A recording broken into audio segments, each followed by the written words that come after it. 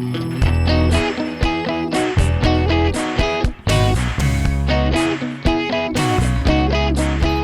back to the next episode of Admitted. Today we're joined with a special guest, Ramon. Would you like to introduce yourself? Hi, so I'm Ramon A, and I got accepted into Sophie Davis. And a bit about what do you plan to major in, and how did you apply to your college and Sophie Davis? Yeah, sure. So for my major, it's kind of like set for like biomedical science for Sophie Davis because you don't get to really pick. It's just biomedical science because it's a combined 7-year BSMD program. So I get my bachelor's and medical degree all at the same, institution. Yeah, so for Sophie Davis in particular, you have like this whole separate platform you need to apply on. It's not like the Common App, or it's not like the CUNY has its own system you need to apply on too, but it's separate from that. So you just need to find that system. It's on their website. And then, so basically you need 5 letter recommendations and you need to write 3 essays. All the essays are around like 2 pages each. So there's no word count, just make sure it's in 2 pages. I think we should head into your personal statement. Mm-hmm. Can you start with the prompt you chose for your personal statement? Yeah, sure. So for my personal statement, I chose, some students have a background, identity, interest, or talent that is so meaningful they believe their application will be incomplete without it. If this sounds like you, then please share it. Almost 60 years ago, a woman lost everything. Her entire family perished from the fire set upon her home. Yet within the ashes, this woman rose, fleeing Colombia for the United States to start anew. This woman I call Abuelita. Abuelita never allowed her misfortunes to sour her outlook upon life. She spent her days prioritizing her family and culture, fostering my love for literature through faith. She read to me the Bible verses that preserved her spirit. John 14:18, parentheses I and V. I will not leave you as orphan. I will come to you. What does this mean? I asked her. People may leave you sometimes, she said, holding me close. But you'll never be alone. You'll find paradise. Pray for its arrival. Before her passing from cancer, she gifted me her Colombian rosary. Mud brown with beads of carmine, caring, and emerald. It connected to a wooden crucifix. The rosary became a symbol of God and Abuelita, deepening my journey within Catholicism. Almost 5 years ago, I agreed to become a teaching assistant for my church's Sunday school. Each year, my skills improved, but that changed when the pandemic arrived, closing the school for a year. Once I returned, many of the families and teachers have departed. The once bustling corridors echo sentiment of abandonment that I can relate to. No one knows me here. I'm alone. Should I keep coming? I thought. Almost 11 months ago, I wasn't able to attend our session. I convinced myself that the kiddos would be fine without me. When I returned, however, they erupted in enthusiasm. One girl, Isabella, yelled, "We missed you, mister." Hearing those words relit my passion for the class. I had an epiphany. The teacher then instructed them to take out their books for the lesson. As they read, I noticed Isabella bolting through the pages. When I questioned her on the passage, it was clear she didn't understand it. "Can you read it to me?" she asked. "How about I help you with some of the words instead?" I knelt next to her. Apprehension took over her voice as she read. "Mister," she said, looking at the page, "is that a B or a D?" "Spell your name," I said. She wrote her name on the margins of the page, and I pointed to the B in her name. "What letter is that?" "Isabel." "It's a B?" She looked up for confirmation. "Yes," I exclaimed. I explained the trick and continued to teach her the other tricks I have created. As we reached the final sentence, Isabella read with pride, flowing through it like a song. "I did it!" she jumped. As the school year began to close, the church had a communion for the kiddos. I greeted the family, having conversation with many. I'm a part of this neighborhood, I thought. I grabbed onto my rosary. Its color reflected the church's window, affirming my thoughts. Is this the paradise Abuelita spoke of? Before the kiddos left, I gifted them rosaries, hoping they would guide them through life as Abuelitas did for me. I cannot say this is the paradise promised to me, but it has taught me the lessons I need for my quest. I realized that I am not alone. I am a child of God. I am the grandchild of a woman who brought her future to America almost 60 years ago. Even though I'm not a senior, I have not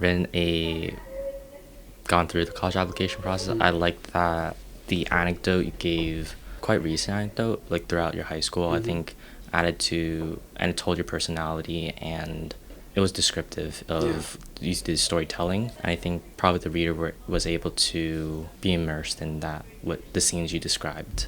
How did you come up with like that idea? So the idea really just like the anecdote I described kind of like sparked the idea of like, because like I've been like teaching assisting at this church for like kind of I think like 5 years, right? And so yeah, that anecdote kind of like, you know, because I was like, okay, the college process is kind of interesting because the actual like part of it is like the idea thinking. It's not necessarily writing, because I feel like anyone can really write, you know, something strong, but think of the idea that will kind of like grab their attention is more difficult. So when that like experience happened to me, I feel like this is what like, you know, is important to me: my faith, my experiences, my, you know, my family and stuff like that. So I kind of just kind of pieced it together kind of differently. You know, you kind of just have to write, and then you like just come back and like make it into a cohesive story. So yeah, it was difficult, but yeah, it's very informative. How long would you say like from brainstorming the idea to final stages of editing and then submitting, how long would you say that took you? Took me a minute, can't lie. Took me a minute. So I want to say I started it in like, kind of started late. I started like in fall. That's a lie. Early June. That's still a lie. August. Yeah, August. I started in August, and then I kind of finished it at the end of August. And then I had like some teachers, always have your English teachers help you with your coming up because they're very informative. So I had like some of them, you know, read it for me, give me their ideas and thoughts. And so yeah, I also titled it, I didn't mention it, I titled it The Rosary, because I spoke a lot about the rosaries he gave me, and then I brought it back. So a tip that I forgot to, like, you know, when I originally wrote it, I forgot to bring it back to the rosary. So whenever you like make a title, make sure to kind of keep talking about that point. And it can't like get lost, you know.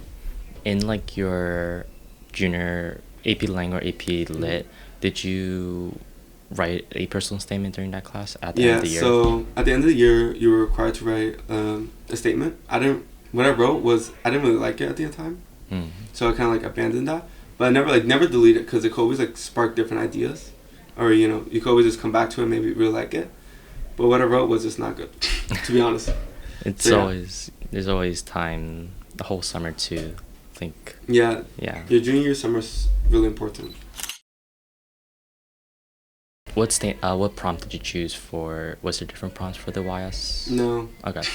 Can you? It's the same prompt. So I guess their YS essay is called the Missions Essay, and it says, discuss how the mission of Sophie Davis program and CUNY School of Medicine is something with which you identify. Why and what have you done to demonstrate this? Growing up in the mountains of Colombia, my abuelo witnessed the stunning landscape. Miles away from Bogota, he saw a mere glimpse of the bustling city, facilitating Colombia's culture, innovation, and wealth. Yet this differed from his own situation. Abuelo was subjected to sharing his livelihood with his brothers, often traveling to school barefoot and half-clothed. His circumstances reflected the poverty that defined the rest of Colombia, where a failing government and rising gang violence poisoned already vulnerable communities. When he immigrated to the United States, he brought tales of Colombia, but that's exactly what they were, tales. He once asked me, "Are you Colombian or American?" I paused, pondering this question for a moment, then answered honestly, "American." He proceeded to run his pillow fingers through my midnight curly hair and said, "Then this is your home now. Cuídala." Take care of it, I thought to myself. Hundreds of questions began to flood out of my head. What does this mean? Am I not Colombian? How can I help my home? It took me years to begin to comprehend his response. His stories of traveling hours for basic necessities initially moved me to help Colombia. But we're here now, thousands homeless, millions uninsured, and millions without food or clothing, and countless other countries without access to basic needs. The amount of disparities hidden throughout the world sickens me. Where to begin? I decided to start locally. Every Christmas, my mother and I went to local lawmaker offices to donate gifts for those in need. Last year, a woman presented us with a pamphlet about donating clothes to domestic violence victims. Despite my family being unable to contribute, I kept the pamphlet, hoping to spark interest later. Months later, I met Amala, who shared stories of her home, Nigeria. She taught me the customs of the Igbo tribe, one of over 300 tribes in the country. Despite possessing one of the largest economies in Africa, Nigeria faced vast inequalities, mirroring Colombia and the United States. Despite the cultural differences, her story served as a reminder that people ever need help. Inspired by Amala's story and Abuela's memory, I revisited the idea of the clothing drive. The initial organization from the pamphlet has ended, but it motivated me to create my own. After sending emails and organizing a meeting with the student union and coordinator of student activities, we founded Townsend Harris Clothing Drive. This December marked the conclusion of our second collection period. During the sorting session, we played a mix of modern cultural music from Carlos Villa's and Shakira's La Bicicleta to Arya Starr's Bloody Samaritan to unite our diverse group of volunteers. By bridging the community of our school, we collected over 1,000 clothes, sending them to struggling families in Amala's villages. Her family proceeded to send pictures of children wearing Thomas the Train and Mirabelle from Encanto shirts. The joy on their young faces was unforgettable. The pictures ignited a desire to see the world, to learn from different cultures and languages, to use the resources at my disposal to accomplish this. I realized that being both Colombian and American allows me to contribute to the diverse world around me. I am a product of struggle, loss, fear, but also resilience, hope, love, and a man who sacrificed Colombia for my future. I like that in both your essays, I think you referenced really well incorporating your past while also talking about now. I think in both of them you did like a similar structure of like anecdote and then high school and then reflection and conclusion. And I liked how this one really connected back to the first one of who you were, where you're from, and what you believe in. And I thought it was well-rounded and conclusive. Thank you. Do you think you followed, like, consciously decided to do, like, anecdote and then what you've done now and then wrapping up with conclusion? Yeah, so definitely. Because your essays will always be about you. You know, it might sound like a little weird, but it will always be I. So, majority of the time. So I started with anecdote because I wanted to, like, use their stories to why it influenced my story in a way. So if you're going to talk about someone else, this would be like kind of like a snippet, like maybe 2/3, 1/3 of the essay, like maximum. It's always be like less than that.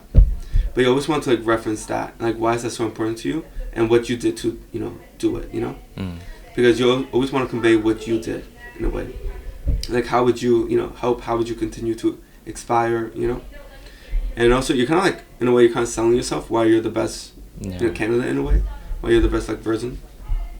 And yeah, you always want to talk about like more recent moments, like the now, because they want to see who you are currently, not when you're a child. But yeah. How did you balance talking about yourself versus, but not showing off and being like pretentious in your essay? Yeah. How did you balance that? So I would say that was a bit more difficult, but honestly, just kind of like show your own personality through your writing.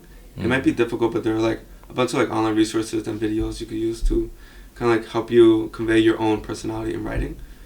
Unless you're a pretentious person, then I don't know what to do. But I don't think I'm pretentious. No. That pretentious. Anyways, but yeah.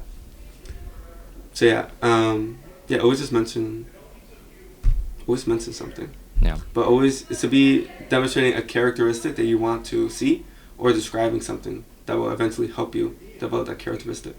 Like if you want to show you're an ambitious person, or you're very caring, or you just you want to show your kindness in a way. Yeah. If you want.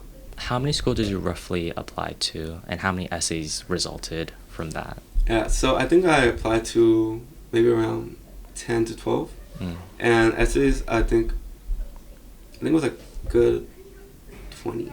Oh. Yeah, but a lot of them were like short personal essays. Like Sophie's the only one where I had to write like personal statements on top of personal statements on top of another personal statement. And did you choose to copy and paste some essays? Definitely. Like, cause like it's, when you think about it, it's not that much time to like keep writing unique stories. So if you already wrote a story, kind of like fit it to the other college's perspective in a way, like what they want to see in their students. You can always like Google it. Colleges are very like kind of frank of what they want their students to be, either a very ambitious person or like what they want. So always like look at stuff like that. Always do your research.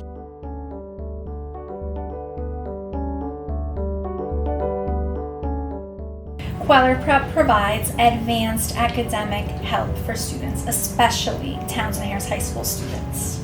We work with so many over the years. We help students get ready for applications to the best colleges in America and beyond. Kweller Prep has been servicing families for over 20 years, and many of them are Townsend Harris High School students. And why should students join Kweller Prep?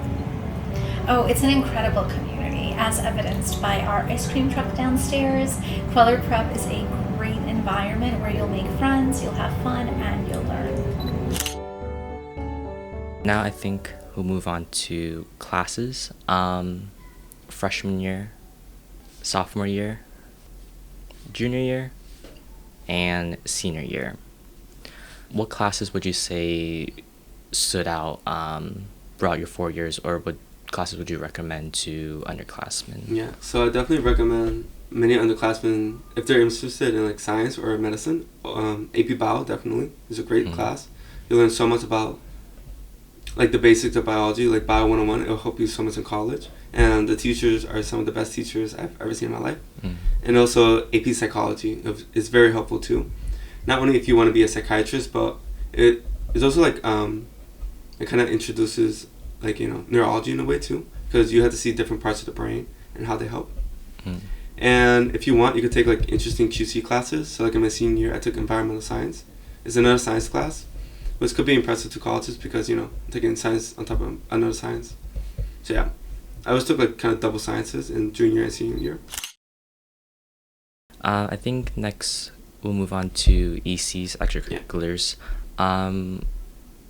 What would you say was like your major selling point in your ECs, or what was the major ECs you had? Yeah, so the major selling points in my ECs, I feel like I mentioned them in my college essays, and like you can always do that to like show your character and personality. But I would say I was like a Sunday school assisting teacher, so I did that since middle school, and it was kind of like something that like helped me the most in a way. And like it shows like they always say like when you look at those videos, value quality over quantity. So since I did it for like a really long time, it shows like dedication and stuff like that. And I also got one of my recs from there too, because for Sophie you need 5 recs, and one of them has to be external. So because like I did it for so long, I had like people there who knew me, and was able to like write on my behalf. Yeah. And also the clothing drive I founded with my friend, shout out Amala Marabuco. We found this clothing drive in, I think it was junior year. Yeah, it was junior year, February-ish. And yeah, since we found it, I feel like it shows like ambition too. And it was like really fun because we got a bunch of our friends to come along. Like yeah, always do something that you're either passionate about or you're gonna have fun with. Like never kind of force yourself to do something you kind of don't want because it might look good. Yeah. And also I did a program at Sophie Davis, which I feel like helped my application. It didn't like say, oh, you're good, just go. But it did like help it because it was for 2 years, both summers, and we like, how do I say, like we learned a lot about Sophie, how to apply there in particular, and also medicine in general and healthcare. We did research projects that were very helpful because I didn't take capstone because I couldn't fit in my schedule at the time, but that kind of like substituted with it, Now for awards. Yeah. So some of the awards I had was National Greek exam. I took Greek. I loved Greek. Take Greek if you want it.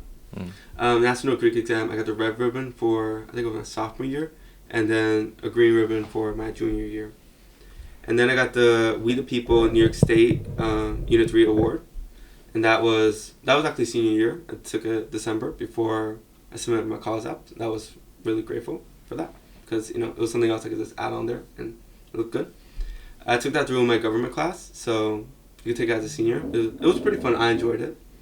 Thank you, Miss Brand. And yeah. Also, National Honor Society, that stuff we could do at Townsend. And I think closing it out, do you have like general advice you would say to the rising seniors and juniors starting to think about and starting to write their essays? Yeah, so I would say just be honest with yourself.